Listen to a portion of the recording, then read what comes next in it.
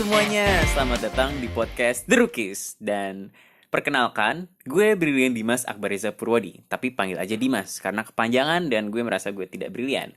Nah, apa sih podcast The Rookies ini? Nah, podcast The Rookies ini adalah podcast seputar olahraga. Kita bakal ngomongin NBA, NHL, MLB, NFL, dan juga bola. Nah, kita juga mungkin bakal ngomongin F1 dan MotoGP. Gitu sih rencananya, tapi sebelumnya kita kenalan dulu. Tadi gue udah sebut nama gue Brilian Dimas Akbareza Purwadi, panggil aja Dimas. Nah, gue saat ini adalah mahasiswa jurnalistik di salah satu univ di Indonesia. Gue bikin podcast ini karena ya gue cinta dengan dunia olahraga. Ditambah lagi gue dikelilingi teman-teman gue yang bener-bener gimana ya, ngerti banget tentang olahraga gitu. Pokoknya super banget gitu. Nah, kenapa nama podcastnya The Rookies? Nah, ini jadi suatu hal yang kalau kalau kalau kita jadi terkenal, amin ya robbal alamin. Nah, ini asal muasalnya. Kenapa gue kasih nama The Rookies? Karena ya rookies pada dunia NBA, NHL, dan NFL itu mereka masih level mahasiswa. Sama seperti kita. Kita masih newbie, kita masih level mahasiswa, belum sampai level pengamat olahraga. Gue juga belum jadi jurnalistik beneran. Jadi ya gue sebut aja namanya The Rookies gitu. Kita di sini ya ngobrolnya bakal santai-santai seperti mahasiswa gitu-gitu aja ya. Nah, ya udah gitu dulu kenalannya. Nah, pada episode perdana ini The Rookies bakal ngebahas mengenai NBA season yang bakal mulai pada 22 Desember nanti. Bintang tamu pada episode perdana ini adalah Dimam Abror, pengamat olahraga dan juga Atar, si anak mamah baik hati yang juga merupakan temen gue yang paling ngerti banget tentang dunia olahraga. Kalau gitu kita langsung mulai aja ke perbincangannya. Oh iya, disclaimer. Ini gue belum mewawancari langsung ya, karena ya kita semua sibuk, Atar juga sibuk, Pak Dimam juga sibuk. Jadi ya ini pakai VN. Jadi gue udah ngirimin list pertanyaannya dan mereka jawab pakai VN. Jadi gitu untuk episode pertama ini. Tapi semoga di episode-episode selanjutnya kita bisa langsung wawancara beneran. Amin ya rabbal alamin. Oke, gitu aja. Oke, jadi pada sekitar 2 minggu yang lalu gitu ya, 6 November gitu, pokoknya 1 sampai 10 November, tapi sekitar 6, seingat gue. Nah, NBA mengumumkan bahwa mereka mau mulai season 2020-2021 pada tanggal 22 Desember. Tanggal 22 Desember ini di Indonesia kita merayakannya Hari Ibu. Tapi di Amerika, ya di Indonesia juga sih, tapi di Amerika mereka nggak ada Hari Ibu, dan di sana tuh 3 hari sebelum Christmas Eve. Nah, itu. Nah, tentu hal ini menimbulkan sebuah perbincangan kan, karena 22 Desember kita belum tahu COVID apakah udah ada vaksinnya atau bagaimana gitu, dan untuk bubble juga tidak mungkin. Kalau begitu kita mulai dari pendapat Atar. Bagaimana pendapat menurut Atar yang masih seorang mahasiswa ini? Kalau dari sisi penggemar NBA reguler ya, kalau ditanya seneng atau sedih, season NBA ini baru dimulai tanggal 22 ya, menurut saya sih ini udah keputusan terbaik sih dari NBA dan jajaran-jajaran elitnya ya. Karena mereka aja kemarin baru selesai ini Oktober ya. Oktober ini biasanya mereka mulai pre-season lah ya. Udah mulai jajal Summer League juga ini kan Oktober ya, tapi mereka baru selesai juga. Holiday mereka kan jadi lebih brief ya, lebih concise, lebih singkat. eh tapi sih yang jadi masalah ya, biasanya Desember ini kan juga ketika NBA lagi mungkin ya seru-serunya Christmas game ya. Yang lain juga seru juga, misalnya NFL ini apa udah mulai musim-musim menentukan buat playoff ya, dan juga kayak misalnya kalau di bola tuh kalau Liga Inggris ada Boxing Day, jadi ya mungkin berkahnya di situ. Jadi variasi tontonan kita lebih berwarna aja gitu ya. Tapi mungkin kalau yang fans NBA banget ya mungkin ya diuntungkan juga sih karena jadwalnya lebih compact, lebih padat gitu ya. Perkara skenario ini udah mungkin menurut saya udah terbaik ya, dengan juga perampingan jadi 72 kali main ya dari 82 ini kan. Apalagi kan mereka juga harus persiapan training ya untuk Olimpiade 2021 yang diundur ya di Jepang nanti di Tokyo. Ya karena mereka harus kayak semacam apa ya, redemption ya dari kemarin apa World Cup di Cina kemarin yang mengecewakan kan, karena gagal gagal dapat emas ya. Mereka sebagai powerhouse kan harus menunjukkan ya. Mungkin ya nggak menjadi dream team ya nanti 2020 nanti nih US basketball timnya, tapi ya minimal mereka ya emas lah ya deh, agar nggak mengecewakan lagi kayak di Cina kemarin FIBA World Cup. Jadi itu sih, karena mungkin mereka juga national pride-nya juga sih harus diperlihatkan gitu. Jadi ibaratnya kayak national team over the league gitu loh, over the NBA, untuk menunjukkan kalau mereka tuh masih powerhouse ya. Nah, itu dia perspektif dari Atar. By the way, Atar ini adalah seorang fans Houston Rockets. Jadi, Atar mungkin saat ini sedang sedih dan ya, with the situation that is going on di Houston Rockets with Harden and Westbrook, now all these rumors ya. Mungkin Atar tidak ingin kali ya, tidak ingin dekat dengan 22 Desember itu nanti karena ya Rockets bisa jadi sisa berapa orang mungkin, entah, kita belum tahu apa yang terjadi karena it is still going on. Nah, itu dia pendapat dari Atar. Bener, tanggal 22 Desember nanti bakal rame banget pada Christmas Eve apalagi ya. Ada NFL, ada Boxing Day, dan kita juga bingung mau nonton bagaimana. Kayak, ya udah itu mah begadang. Karena ya IPL kan malam, terus NBA sama NFL biasanya pagi. Itu mah ya udah begadang terus langsung jos gitu. Oke, itu pendapat dari Atar, seorang mahasiswa. Nah, sekarang kita bandingkan pendapat menurut pengamat olahraga, yaitu Pak Dimam Abror.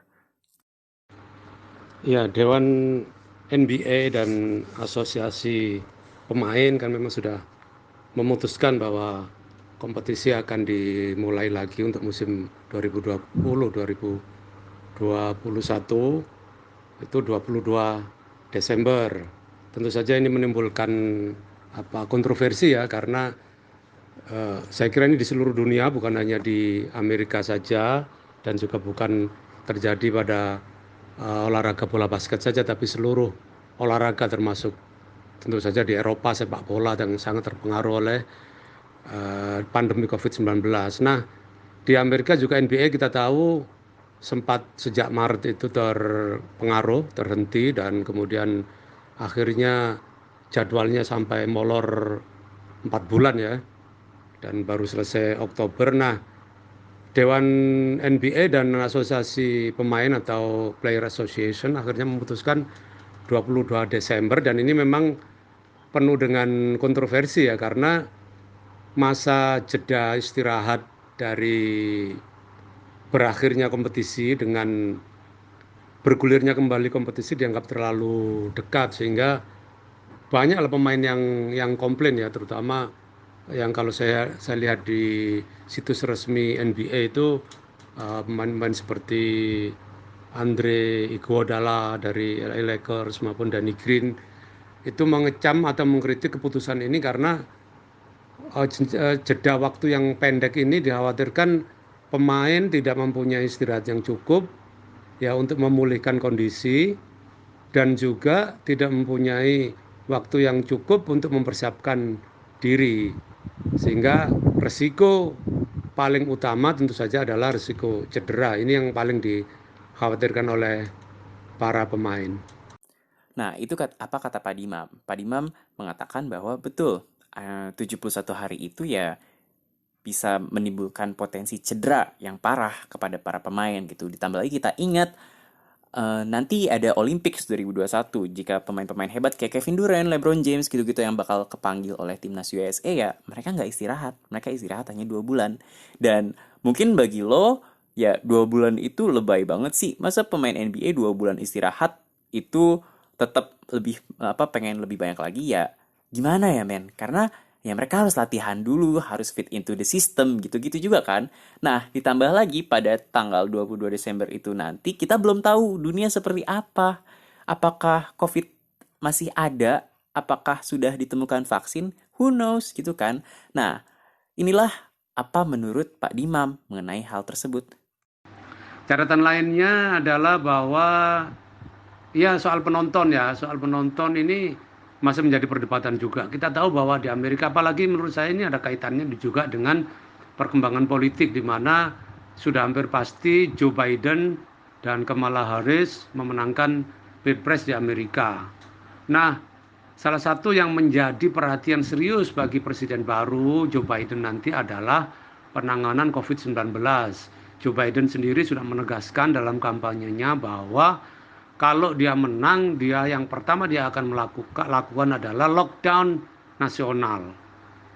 Nah, lockdown nasional ini tentu saja akan berpengaruh juga terhadap pelaksanaan kompetisi olahraga termasuk NBA. Nah, apakah nanti kalau Joe Biden, ya kalau di Amerika itu pelantikan presiden baru 20 Januari, apakah Joe Biden nanti juga akan, saya kira kalau karena ini janji kampanye pasti akan dilaksanakan, dan sekarang juga Joe Biden sudah mulai melihat kemungkinan untuk melaksanakan lockdown nasional. Kalau sudah demikian, saya akan melihat bahwa NBA juga akan terpengaruh dengan lockdown nasional ini, tentu saja dengan penonton yang pasti akan dibatasi atau ditiadakan sama sekali, dan ini akan sangat-sangat mempengaruhi kompetisi NBA di tahun depan. Jadi ini menarik untuk kita lihat Presiden baru Amerika ini, Joe Biden, bagaimana dia akan menerapkan kebijakan dan bagaimana akan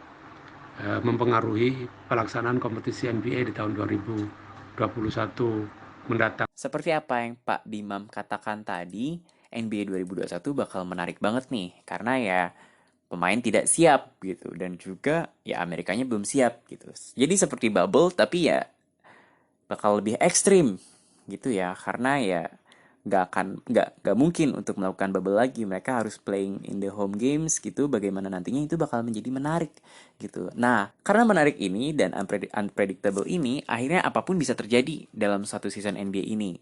Gue bertanya kepada Pak Dimam dan juga kepada Pak Atar, siapa nih MVP dan juara menurut prediksi Pak Dimam dan Pak Atar? Oh, ini untuk MVP concern ya, ini untuk mungkin kayak house nih, kayak macam yang kayak saya rangkum ini dari Oddshark ini ya, bahwa kayak untuk awal-awal ini ya, untuk MVP race ini pertama nih megang Doncic ini plus 50 ya. Lanjut Anthony Davis ya, yang kedua Giannis ya petahana ya, Antetokounmpo, Curry plus 650, LeBron James plus 900, diikuti Kevin Durant ya sama Jason Tatum plus 1000, dan Harden ini yang melorot ini plus 1200 karena masih belum diketahui jelas ini masa depannya bagaimana ya. Tapi kalau dari saya nih ya, mungkin calon-calon yang juara nih ya, mungkin Giannis mungkin bisa mempertahankan ya. Karena menurut saya sih faktor internal Bucks ini yang mendukung ya, karena mungkin kedalaman dari rosternya Bucks ini yang mungkin bisa mengacu Giannis untuk lebih eksplosif ya, karena dia kan forward ya, di belakang udah ada Jrue Holiday dan Bogdanovic yang bisa shooting ya. Belum lagi Chris Middleton. Ya mungkin ya kalau mungkin Antetokounmpo ini gagal, mungkin kalau menurut saya dia lagi kurang gitu mainnya karena pengen pindah gitu kan. Ada yang mengait-ngaitkan dengan Golden State Warrior ya, ketertarikannya pengen pindah. Apalagi dia nih merasa gue nih udah 2 kali nih dapat MVP nih, tapi gue masih penasaran gimana nih kok gue mentok mulu nih di semifinal East ini. Gimana caranya sebisa mungkin nih Giannis ini menutup karir minimal dengan satu ring ya, karena kan buat mengabsahkan legasi dia gitu di NBA ya kan. Ibaratnya itu kayak Anda tuh bisa mengendarai mobil kayak Hamilton gitu, ngebut gitu, tapi tidak punya SIM gitu. Jadi ibaratnya kayak sayang gitu. Mungkin kayak Iverson, tapi ya setidaknya dia butuh kayak legasi begitu ya buat menegaskan bahwa dia tuh elit gitu sebagai figur NBA di 2020 ini. Kalau untuk yang calon kedua MVP nih ada, kalau saya bilang nih bukan perkara Harden lagi yang kedua ya, karena kemarin-kemarin kan Harden ya kedua atau satu ya, tapi ini lebih ke LeBron aja sini mungkin, karena in this case ya he will prove for everything gitu buat menahbiskan dia tuh jadi emang king of the NBA gitu ya untuk saat-saat ini ya, saat-saat yang sekarang dia nggak ada tandingannya gitu. Dia emang bener-bener bagus buat Lakers dan buat NBA ya, karena secara entertainment dia berhasil mendatangkan revenue yang besar gitu loh ya. Dan mungkin juga kalau gagal ini mungkin ya kesalahannya temen-temennya nih kayak yang baru nih kayak Dennis Schroeder ya, karena kan kemarin dia di trade sama Danny Green yang kemarin tuh porsian mainnya tuh cukup besar ya, karena mungkin berpengaruh juga ini Dennis Schroeder atau Kentavious Caldwell Pope ya, Alex Caruso segala macem ya. Oh ini kalau untuk klub ya, tadi juga saya udah ngerangkum ini dari Oddchart juga ya, karena emang yang paling terpercaya di Amerika itu emang Oddchart ya.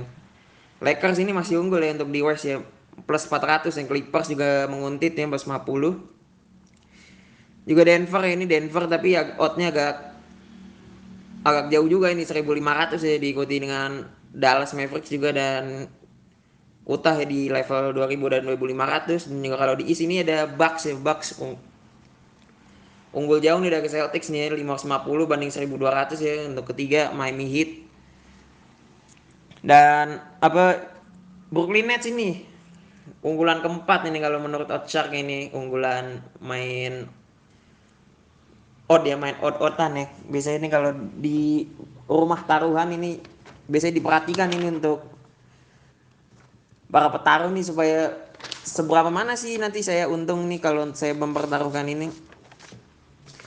Tapi kalau menurut opini saya mungkin Lakers ya, Lakers emang lagi anget-angetnya nih sekarang ini nih. Dan juga mungkin juga Bucks sih, Bucks juga kalau dia mereka masih stabil ya seperti sekarang ini dan gak terpengaruh sama rumor-rumor yang biasa dibikin sama akun-akun fanbase yang mentahan gitu ya istilahnya kalau kita bercandain ya.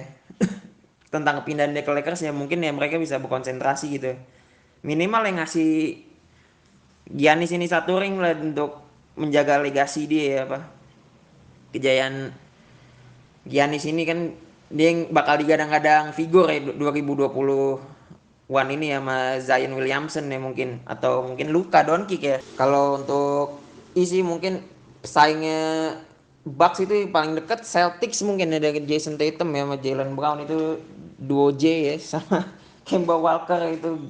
Atau mungkin Sixers ya, tapi Sixers juga agak meragukan juga sih dengan coach baru mereka ya, Doc Rivers, juga dengan Embiid dan Simmons ya. Mereka juga agak nggak konsisten juga, apalagi ketika mereka tuh di sweep ya sama Celtics ya kalau nggak salah, itu emang dipertanyakan juga mereka. Mungkin Toronto juga yang bisa ngasih kejutan ya, kayak musim kemarin mereka setelah jadi juara bertahan tuh mereka dipertanyakan apa bisa nih mereka dengan ditinggal Kawhi masih bagus. Ternyata juga masih bagus ya, ada Pascal Siakam dan Kyle Lowry, meskipun kayak ada darah-darah muda ya kayak Chris Boucher juga. OG Anunoby juga kemarin bagus ya musim kemarin di Toronto ya. Juga Hawks ini ada Trae Young juga.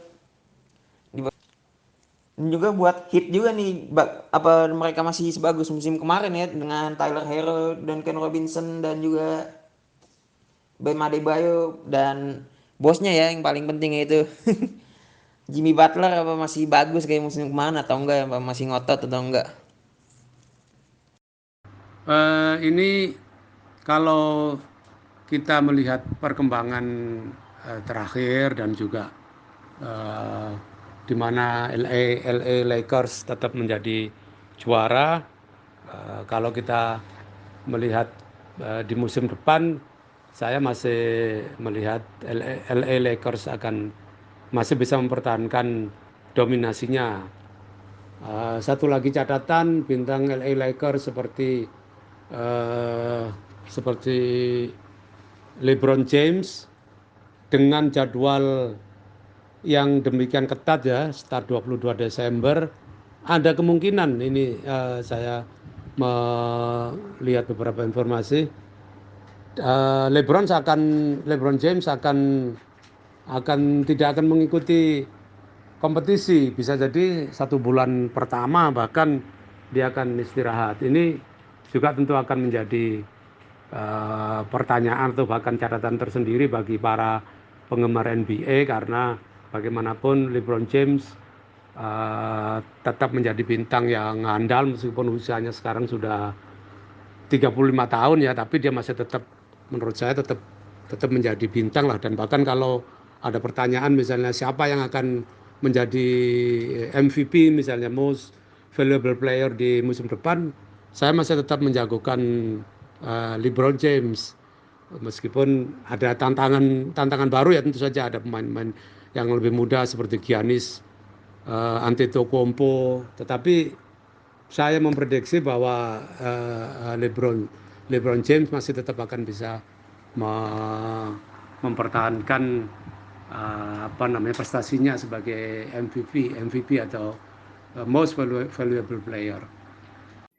Itu dia tadi prediksi dari Pak Dimam dan Pak Atar.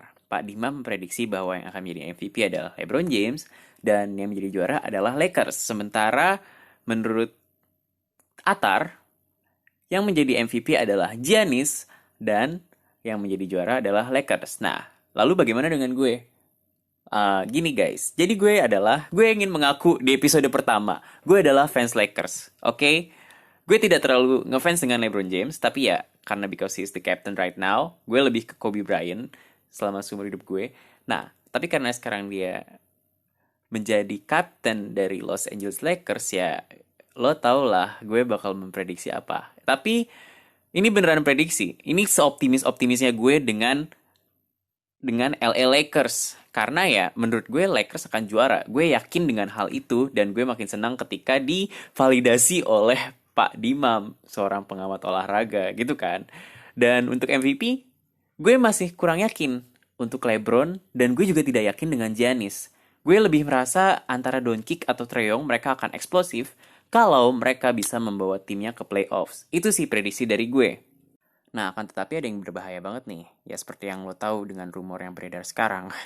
Yaitu Nets. Gue beneran takut dengan James Harden dan Kyrie Irving dan Kevin Durant. Orang-orang di luar sana banyak yang gak takut. Gue lihat di Twitter, mereka pada bilang mereka bertiga itu shooter, mereka itu scorer. Gak ada yang jadi facilitator gitu kan. Tapi entah kenapa gue punya feeling gitu kayak mereka tua, mereka bisa belajar sebagai pemain basket.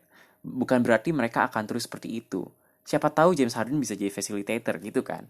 Gue belum tahu gitu. Makanya gue takut banget. Jujur gue sebagai fans Lakers gue takut gitu. Dan juga masih ada tim-tim lain. Jangan melupakan pada saat podcast ini direcord, iya belum NBA draft dan juga belum free agency. Nah, di free agency nanti itu yang bakal menentukan banget. Jadi prediksi-prediksi tadi dari Pak Dimam, dari Atar, dan dari gue, itu adalah too early to call. Dan jika tim lo nggak ada di prediksi gue ya, berharap saja mereka ditwell di free agency-nya. Nah, itu dia untuk episode pertama The Rookies. Terima kasih sudah mendengar sampai akhir ini. Dan mohon maaf kalau banyak kesalahan, karena ya ini episode pertama dan gue masih rookie. Dan ya terima kasih sekali lagi tuh kan gue melakukan kesalahan. Oke, terima kasih. Gue nggak tahu mau ngomong apa karena ini pertama kalinya gue mengakhiri sebuah acara. Jadi ya terima kasih. Semoga lo makin senang dengernya dan semoga kita kembali lagi di episode selanjutnya. Saya Brilian Dimas Akbar Reza Purwadi. Sampai jumpa di lain hari.